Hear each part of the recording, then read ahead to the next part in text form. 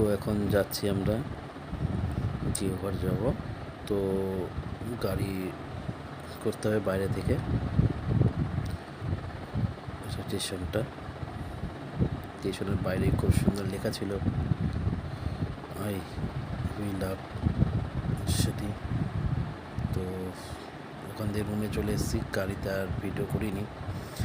তো রুমটা আমরা একটাই রুম নিয়েছিলাম, বড় রুম। তো খুব সুন্দর রুমটা ছিল এবং 4 তলায় ছিল।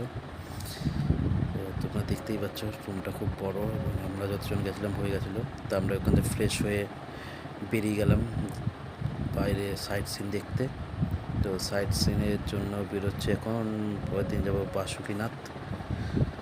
তো বাসুকীধাম যাব বলে বেরোচ্ছি, সব রেডি হচ্ছি। তো তার মধ্যে একটুখানি দুষ্টুমি করছে ওদের গোলো শ্রেয়াংশা,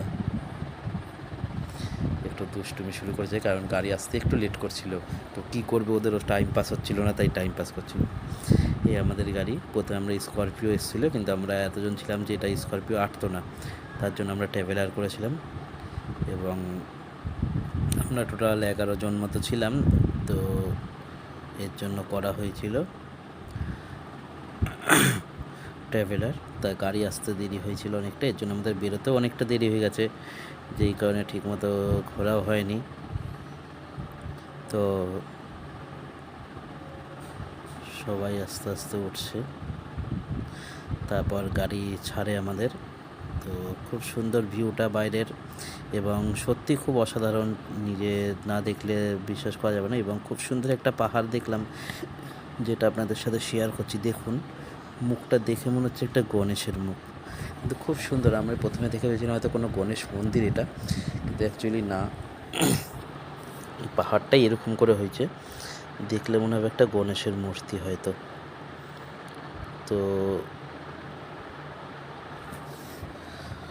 আপনারা দেখুন, বেশি করে ভিডিওটা শেয়ার করুন। তো এবার চলে এলাম বাসুকীনাথ ধাম। এইখানে আমরা পুজো দিইনি, কিন্তু গেছিলাম ভেতরে দর্শন করতে। আবার এত ভিড় ছিল যে গোলো লাস্টে ভয় পেয়ে গেছে।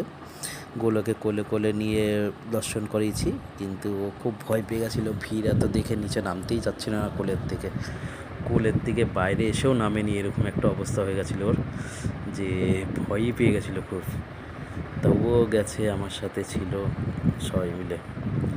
তো ওখান দিয়ে ভালো মতো